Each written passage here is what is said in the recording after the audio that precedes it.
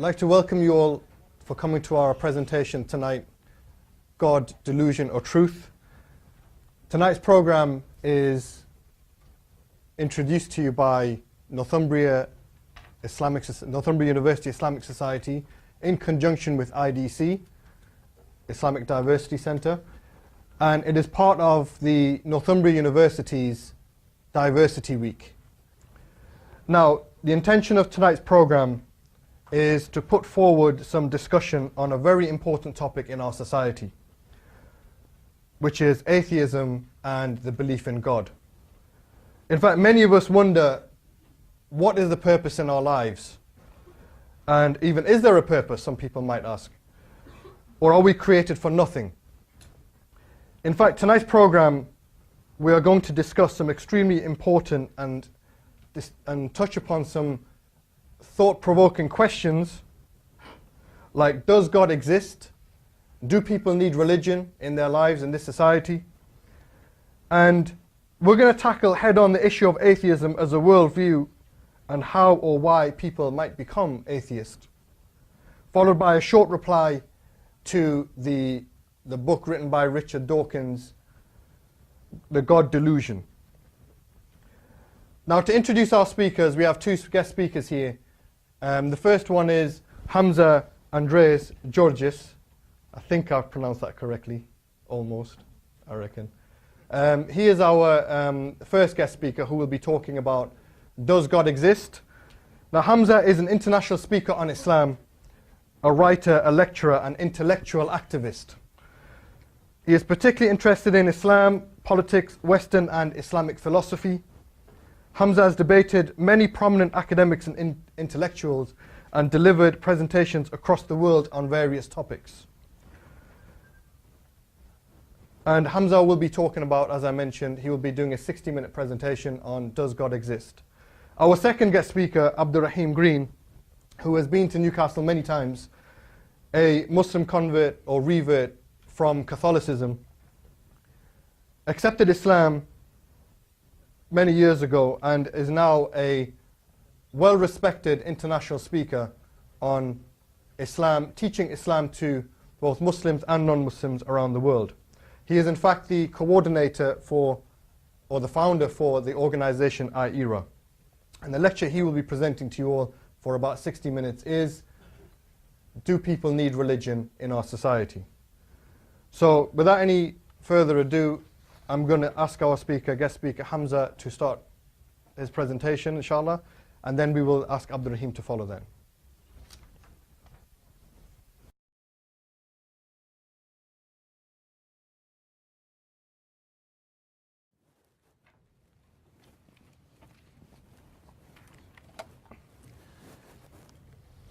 I'm going to start as Muslims do in the name of God. Innal hamdulillah wassalatu wassalamu ala rasulillah amma ba'd. I greet you all with the Islamic greetings of peace. Assalamu alaikum wa rahmatullahi wa barakatuhu. May the peace of God be upon you all. Now, I'm going to discuss one of the most difficult topics we have ever encountered in human history. Does God exist? Are we here for nothing, or are we here for something?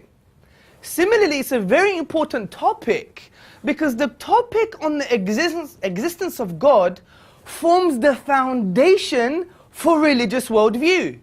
Christianity, Islam, Judaism, and many other spiritual traditions that we know of in the 21st century. This is why it's so important. It's even more important for the Muslim, in order for him or her to demystify their way of life to the wider community.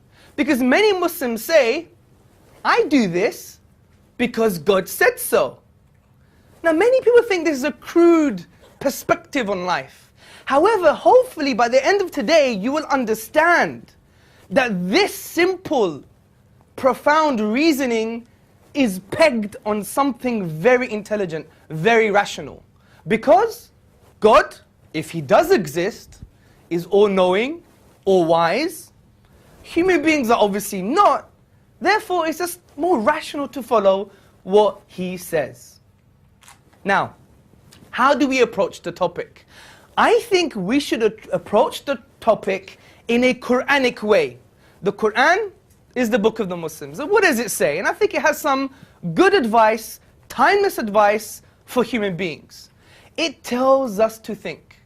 The Quran is a book that's intrusive. It wants to go right inside the mind of the human being and right inside the soul and the inner psychological dispositions of humanity. How does one do this though? I come from a psychology background. I studied in London. And as a psychologist, what do? You ask people questions. How are you, sir? He seems very fine to me.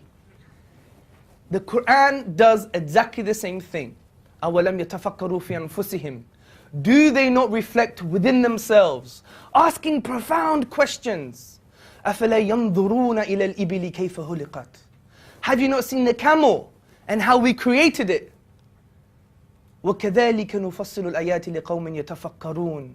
And thus do we explain our signs in detail for those who reflect. يَتَفَكَّرُونَ. Now in the Arabic language, this word for those who reflect doesn't mean being a desert romantic, touching the sand and just looking at the stars. No, it actually means the thing that you're reflecting upon, you must inquire about its implications. What does it mean to understand that there is natural law? What does it mean when I have an internal feeling that something must exist? What does it mean when we give purpose to material things, but yet we do not give purpose to immaterial things like our consciousness and our own minds? So the Quran points the way to thinking and reflection, and the arguments for the existence of God are going to be based upon the Islamic Quranic view. Think, ponder, reflect, meditate, understand. Everybody ready for the journey? Okay, I'm going to use 4 arguments for the existence of God. The first one is that God makes sense of the origins of the universe.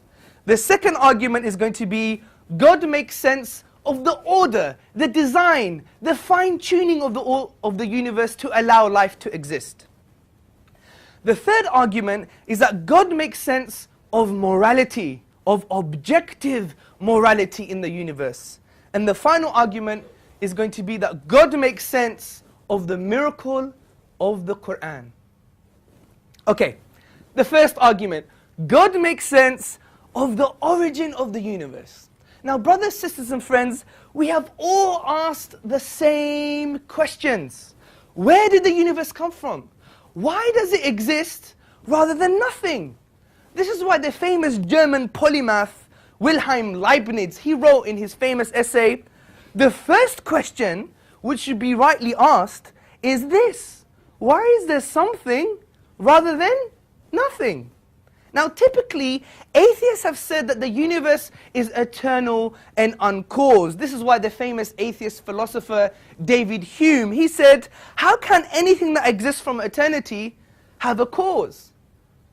Well, if we reflect upon this proposition, we will argue that it doesn't make sense. Because if the universe was eternal, that would mean our history is eternal, is infinite. But can we have an infinite number of anything? I would argue we can't for the following examples. Example number 1. Say in this room, we have an infinite number of people in this room. An infinite number. If I take 2 people away, how many people do we have left? Well, an infinite number. It doesn't really make sense. Example number 2. Say I have 100 balls in this room, and I continue to add another ball at each moment. Can I do this and make the number of balls an infinite amount? Of course not, because at every moment I could still be adding another ball. So these are the examples to show that the infinite doesn't really exist in the real world. And this is why the German mathematician David Hilbert, very famous, he said, the infinite is nowhere to be found in reality. It neither exists in nature nor provides a legitimate basis for rational thought. In other words, the thinking human being.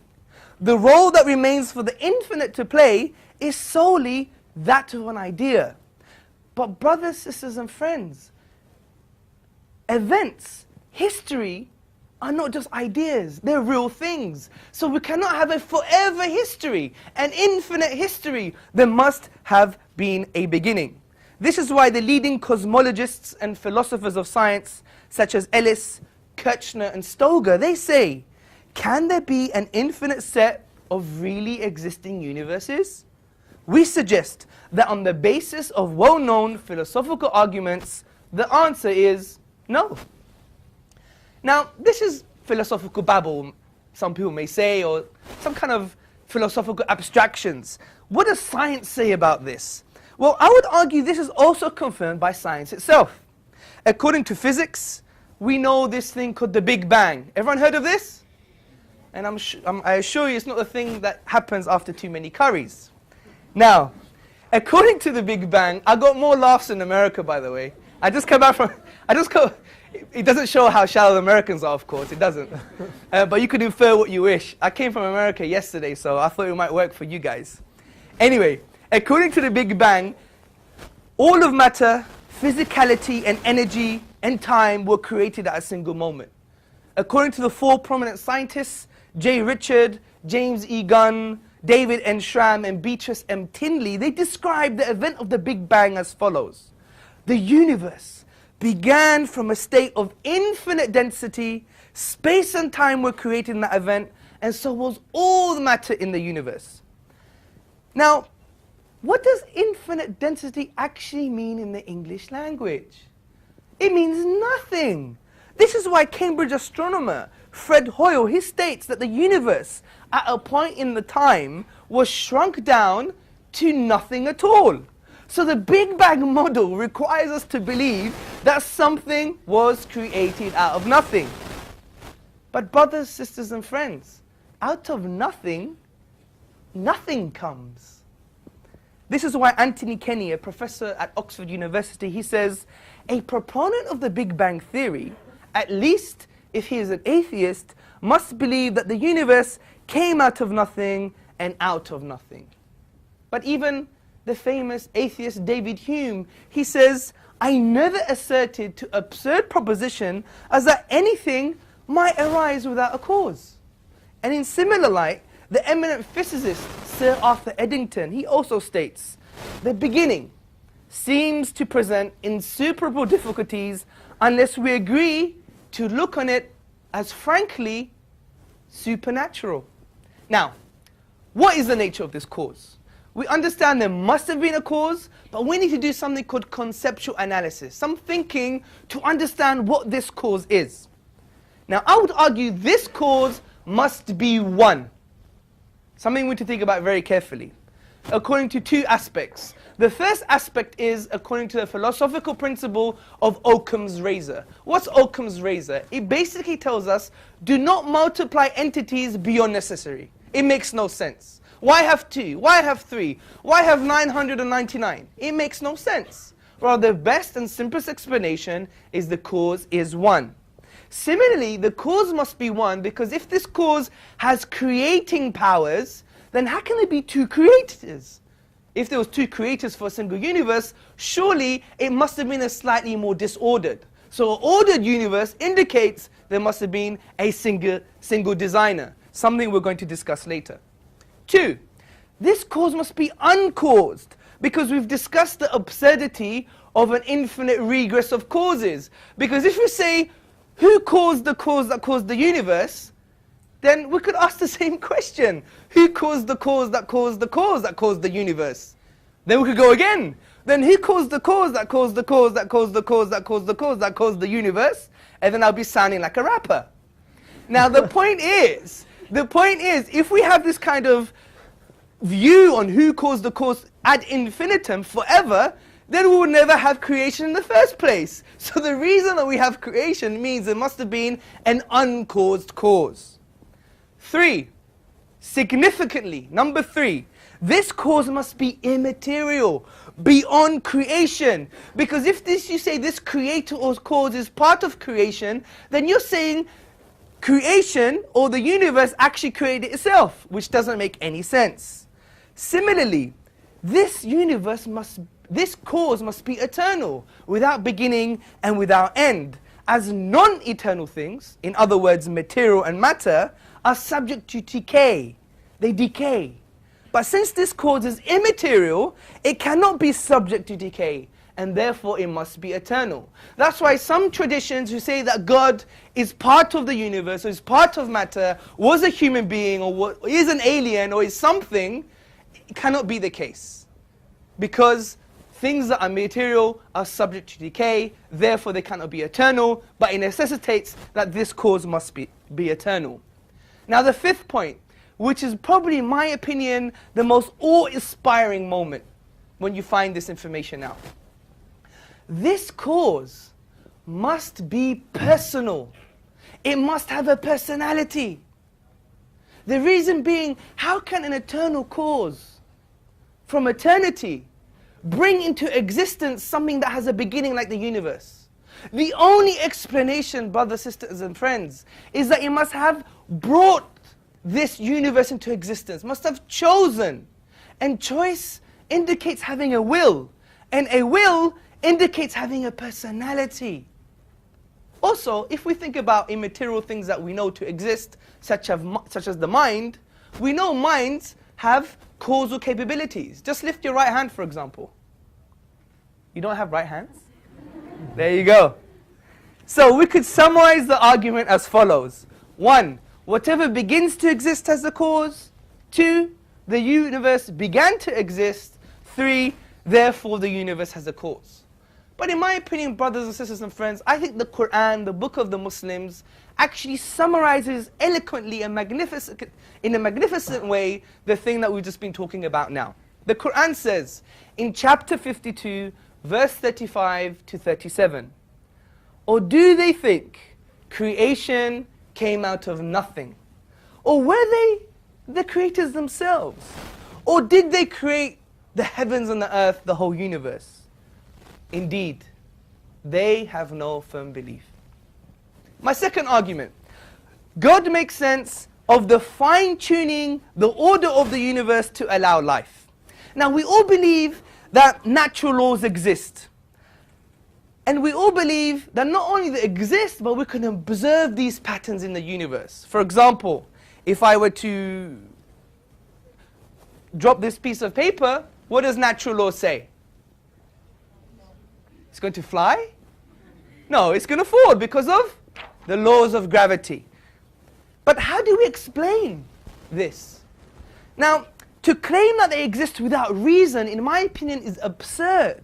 And this is why I would argue Professor Roger Penrose, he explains this very well. And he says, there is a certain sense in which I would say the universe has a purpose. It's not just there somehow by chance.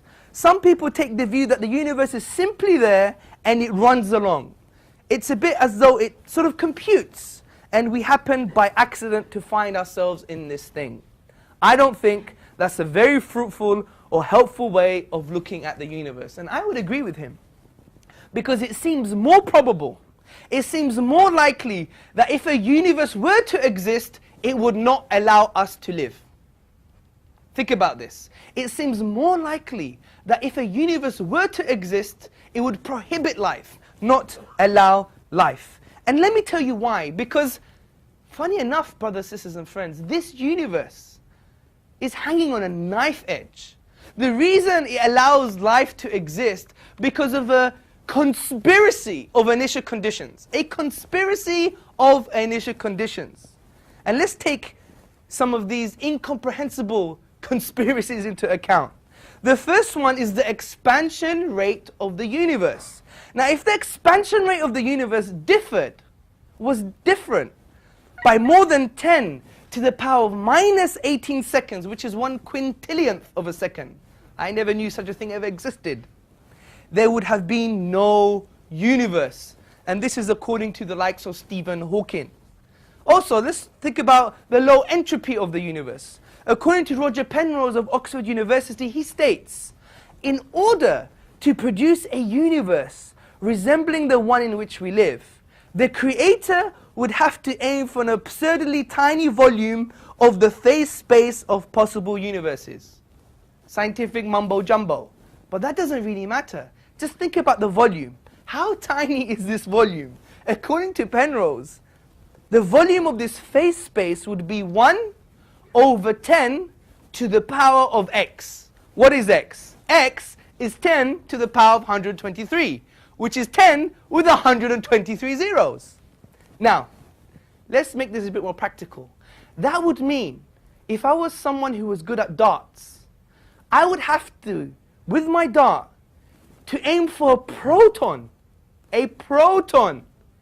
If the universe was the dartboard. That's how fine-tuning the Creator, I believe, has developed the universe in order to permit our existence. Now, there's 3 possible explanations. 1 is just there. Physical law, physical necessity. 2 is just by chance. Or 3 is design. Now, we can't believe it's just there, it's just physical necessity, because these constants and values and numbers are not dependent on the laws of nature at all. Also, it would require us to believe that if another universe did exist, it would permit life again. Do you see the point? So it's trying to say to us that if it's just physical necessity, then there will be no chance for a universe to exist that would not allow life. But since these values are so minute, and if you were to change them by a hair's breadth, we wouldn't have life today. So it can't be physical necessity. And this is why Paul Davies, he says, it seems then that the physical universe does not have to be the way it is. It could have been otherwise. Let's talk about chance. I would argue that it cannot be just by chance, because the initial conditions are so high that it would be impossible to use this as a sufficient rational explanation. But some people turn to him and say, Mr. Georges, it could still be by chance. But then I answer that question with a question. Would it be chance if you saw a pink elephant arrive on your driveway overnight and say it was just chance? Of course not.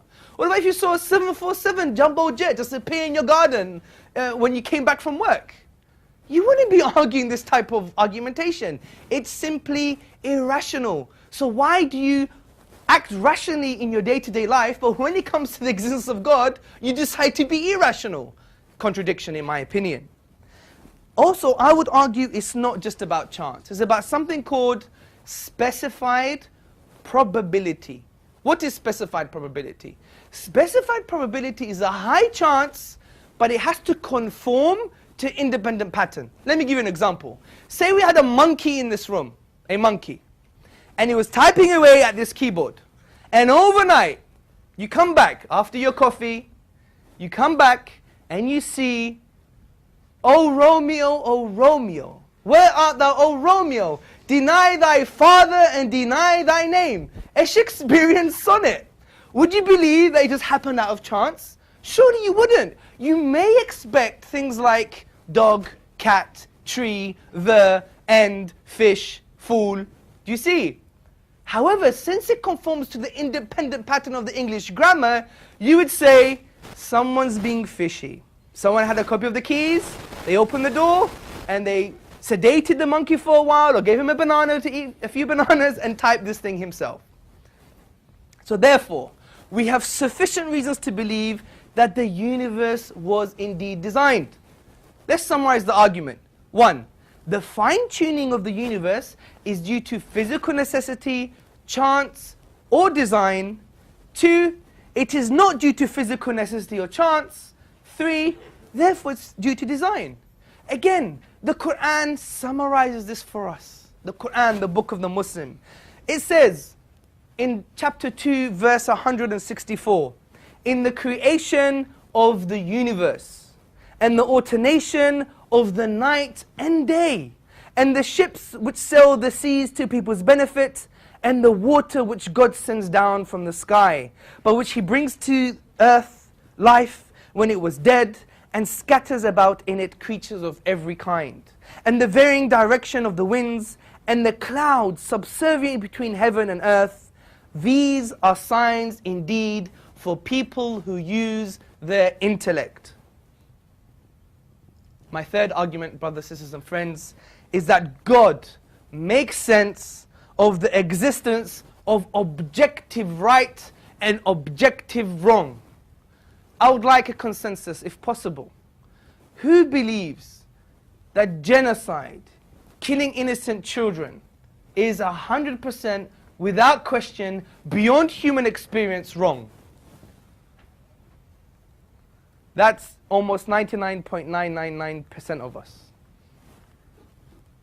But the only way we can have this worldview, and think about this very carefully, the only way we can have this worldview if God exists. Now this doesn't mean people who don't believe in God do bad things, no. There's plenty of compassionate, good, well-meaning atheists, humanists or secularists. That is not the argument. The argument is the basis for our worldview. Can we even believe in such a thing as objective morality? And what we mean by objective is, for example, if the Nazis were to take us over and succeed in taking the whole world over and somehow brainwash everybody that it was okay to commit suicide, it would still be wrong. It's beyond human experience and human consensus. This is what we mean by objective. And since we all believe in this type of worldview, it necessitates God's existence, and I'm going to argue why. Because God, brothers, sisters and friends, is the only concept that goes beyond human subjectivity. The only concept. There's no other concept that goes beyond human subjectivity apart from the existence of God. So if you believe in something objective such as morality, it necessitates the existence of God. This is why one of the most influential atheists of our time, the late J.L. Mackie of Oxford University, he says, if there are objective values, he's questioning this, if there are objective values or morals or ethics, they make the existence of God more probable than it would be without them. Thus, we have a defensible argument from morality to the existence of God. Now someone may argue, but I don't want to believe in God, or I don't care about God. Then I would say to them, but if you do believe in objective morality, what is the foundations for your morals? And they would argue two things, and these are the only two possibilities. One, evolution. Two, social pressure. As Muslims and people of religion, I believe, are thinking human beings, let's interrogate this alternative. Let's take evolution as an example. What does evolution say about our morality? Or about anything, as a matter of fact? Evolution says that we're just accidental byproducts of a long evolutionary process. Our morality has evolved like our toenails and our teeth. And since our biology is ever changing according to this theory, therefore our morality will change too. This is why Michael Ruse, a philosopher of science, he points out, morality is just a biological adaptation no less than our hands, feet and teeth. Considered as a rationally justifiable set of claims about an objective something, ethics, morals are illusory. I appreciate that when someone says to love thy neighbor as thyself, they think they're referring above and beyond themselves. Nevertheless, such reference is truly without foundation, if you just accept the biological view for morality. Also, someone may argue, but we're human beings, we're special. But this, I think, is a bit naughty, because if you do adopt the biological view, if you do adopt the evolutionist stance, there's nothing special about human beings. We're just biology. Conceptually, and this is very controversial and I have to apologize in advance and maybe after too, that according to the biologist worldview, a killing of innocent people in Iraq is not really murder. It's just a rearrangement of molecules. Think about this according to just the purist scientist perspective. And it's a very dangerous worldview in my opinion. Similarly, I would argue if there's something special about human beings, then you're advocating a form of speciesism, that you think your species is better than others, without justification, because you're just animals, and animals don't have a moral paradigm. When we see the lion ripping the neck of the deer and drinking its blood, do we say it's murder? No. We're just saying, wow, that looks nice on BBC. Do you see my point? Or we say it's just following its instincts. So biology or evolution cannot be an objective basis for our morality. So what's left? Social pressure, society, But this, I would argue, is even more dangerous, because how can the changing influential structures in a particular society over time make a foundation for our morality, and thereby making it objective? It wouldn't. Because we can see 30 years ago, some things were not allowed or were allowed. 30 years later, some things are allowed and not allowed. Similarly, when we see cross cultures over different periods of time, then we will think, where is the basis of our morality to make it objective? It's relative, because it changes because of influentials, politicians, social norms, and these are in constant flux, they're in constant change. This is why if we read social psychology or social constructionism or even sociology, we will come to the conclusion that society changes its norms and its values. Even the term modernity actually means the values that you believed in 30 years ago, they're going to change now, because, you know, things get better, or sometimes things get worse. Significantly, brothers, sisters and friends, if we take social pressure as a basis for our morality, then we could never say that killing 6 million Jews in 1940 Germany is objectively wrong. Because there was a social pressure at that time that said it was okay to do that. But since people of conscience believe it's 100% wrong, we cannot take social pressure as a basis for our morality. And this is why... You just misrepresent. That's right.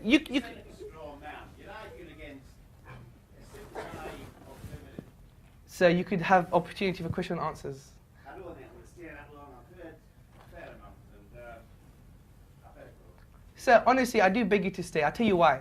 Because for dialogue and discussion, I'll answer any question, however repulsive it may sound to the Muslim audience.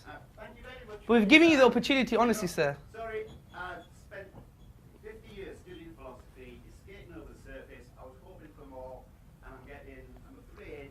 Well, why don't you educate us, sir? Why don't you educate us or enlighten us? We've given you this opportunity. Sorry, the way it's set up, you sit here for 2 hours and then might get a microphone. It's not the genuine... I guarantee you to have the microphone for half an hour. Thank you very much. But I think that's unfair. That's not right. Okay, I mean... It would be a pleasure for all of us to have you here. Thank you very much. I think...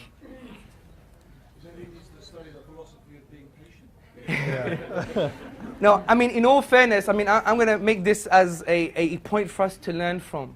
If our communities, regardless Muslim or non-Muslim, atheist, non-atheist, whoever we are going to be acting like this, and I don't want to say it behind his back, but I think it's probably the worst path we can take. The worst path. I mean, how many times is the Muslim community, people are pointing the fingers at them and saying, how can you react like this because of the Danish cartoons? Or you guys are barbaric and immoral. This is not right. We're here to discuss and have a frank, open, decent, human discussion couched in human language.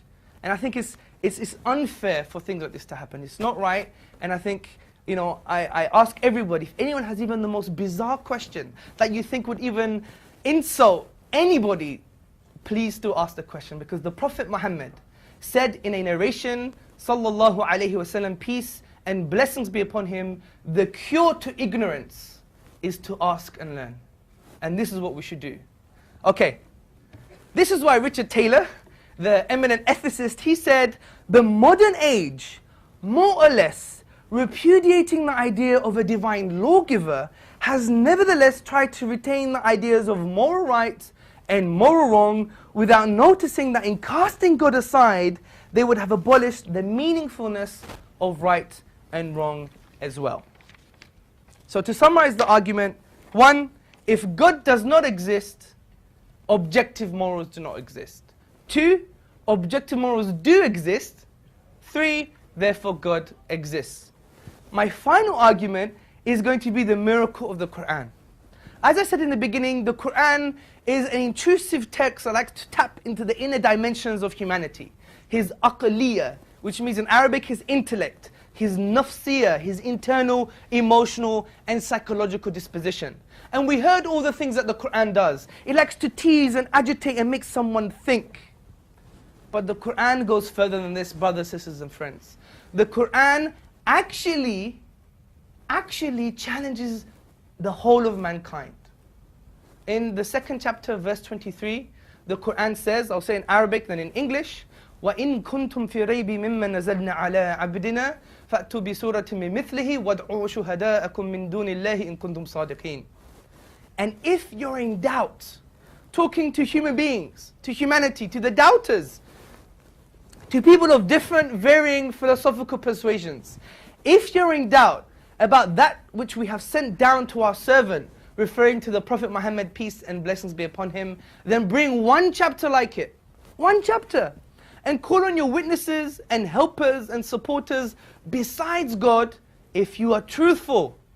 Now the mufassirun, which basically means the exegetes, those who explain the Quran for us, historically and in present time, such as Ibn Kathir, Jalalain and many other scholars, they have concluded that this challenge has something to do with the special nature, feature, style and structure of the Arabic language in the Quran itself.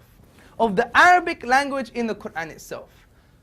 And significantly, this came in a historical context, because it's well known from Eastern and Western scholarship that the people at time of revelation 1400 years ago, they were best at expressing themselves in the Arabic language. They were Arabic literateurs and linguists par excellence, which basically means the best. They were the David Beckhams of poetry.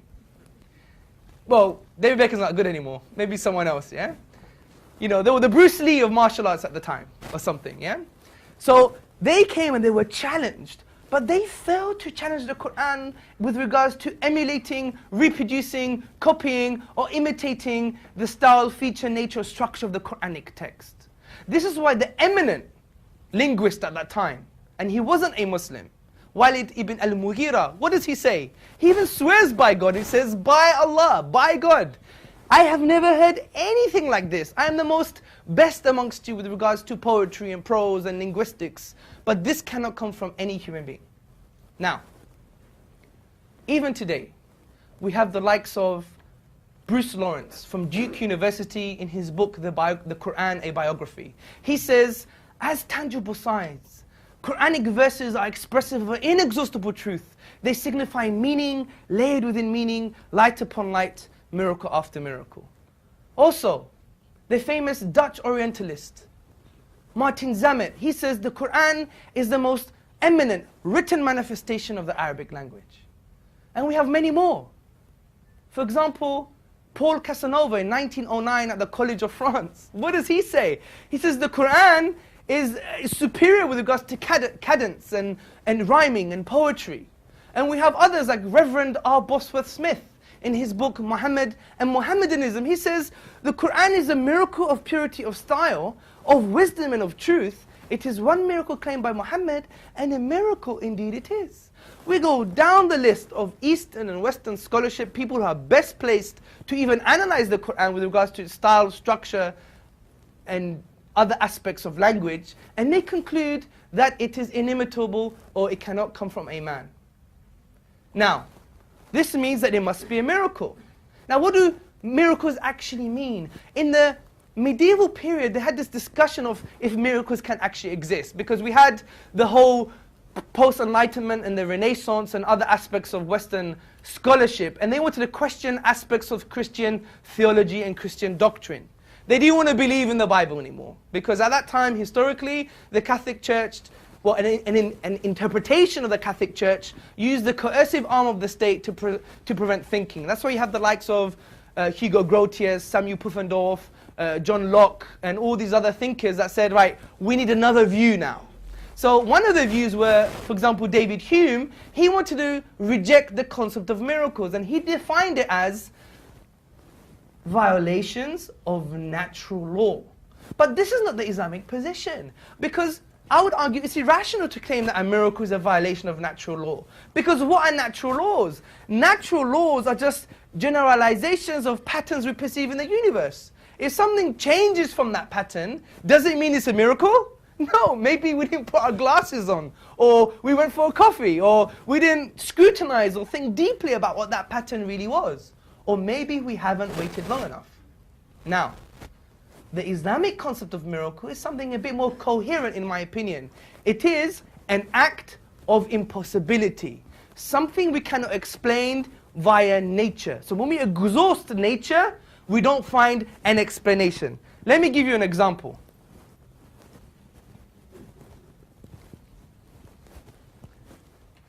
I also need some water as well. So. Okay, the example is, say I take this bottle and I remove carefully the lid and I put it back, I give it a good shake, and voila, we have Abdul Rahim Green. Now this would be slightly impossible. The reason it's impossible is because how can we, from the nature of the event, create Abdul Rahim Green? It's an act of impossibility. Even when we go to the nature and we try to exhaust all combinations, just shake it this way, or that way, yeah? How do we do it? How? We can't even do it. So when we exhaust all possibilities, we cannot create Abdul Rahim Green. So it's an act of impossibility.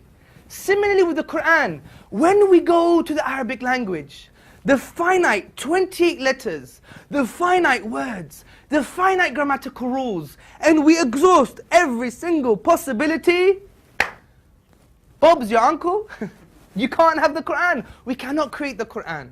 And this is why we say it's an act of impossibility, and therefore God makes sense of the miracle of the Quran. Now, brothers, sisters and friends, how long do I have left? 15 minutes. 15 minutes. Excellent. I have 15 minutes. I think what's very important to understand as well is the concept of purpose. Think about this, the concept of purpose. Because even if you reject the idea of God, that you may not even be able to prove God's existence via morality, science, or any type of philosophy and method, I would argue that the most profound argument is the concept of purpose. Think about this. You are sitting on chairs, brothers, sisters and friends. You are sitting on chairs, and these chairs have a purpose. What are their purpose? To sit on. But chairs are material. They don't function psychologically. They don't have cognitive powers. Chairs cannot think or feel, yet we attribute purpose to them. Similarly, do you know in a particular forest there is a moth? And this moth, its job is to drink the sap from the tree. And do you know there is another moth that its job is to sit underneath the backside of the first moth? And do you know what it does? It drinks the poo of the first moth. This is the BBC for you again. David Attenborough. But this is the reality, and that's its purpose. Because you know why? Because when the first moth eats, it poos straight away. And if it was to trick it down the tree, the ants could find it and eat the first moth. So the second moth, it is backup. It's security guard. It's insurance policy. You never knew anything about this moth 3 minutes ago. You wouldn't care if 5 million of these moths were to die. But yet we attribute purpose to such insignificant things. But to ourselves we want attribute purpose? Surely. This is why the Quran, when He says, Allah says in the Quran, أَيْنَ تَذْهَبُونَ? Where are you going? Where are you going? And it's important for us to think about these things. Another point to add, which I think is very amazing, is the concept of awareness. You are all aware that you're looking at a very interesting gentleman with a beard. Correct? Maybe not interesting, but a gentleman with a beard. You're aware of that fact. But significantly, you are aware of the fact that you are aware that you're looking at me. But awareness has no material basis. How can we say the self or consciousness or awareness comes from material? Because just like the famous physicist Schroeder, what did he say? He basically said that there's no difference between a lump of clay and the brain of an Einstein. The only difference is that the brain has awareness and consciousness, which cannot come from something material. But some may argue, well, material science does have a basis for consciousness and awareness. We can prove awareness and consciousness scientifically. It's just chemicals. But I would argue you can't. Because if you do, it would be like arguing in a circle. Because it's the fact that you're aware, and being aware, and the person who was aware actually discovered science. So to say now science discovers awareness, we'll be arguing in a circle and trying to bite your own tail. So the concept of awareness and the fact that we are alive is an amazing indication for the existence of God. Now, the big question comes into play. What did God say? We know that something exists. There's a knocking on the door. We don't know who it is. Did we expect anyone today? I don't know. So He has to tell us who this person is. And this leads to the next presentation by Abdul Rahim Green on religion and purpose and life and revelation. I like to end by saying anything that I've said that's offensive or wrong has come from my ego, and anything that I've said that's good has come from God Himself, because we believe in Islam that we are just tools that God uses to manifest His mercy and His compassion. In other words, we are nothing, the message is everything. Alhamdulillahi Rabbil Alameen. Unquestionably, all praises are due to God. Thank you very much for listening.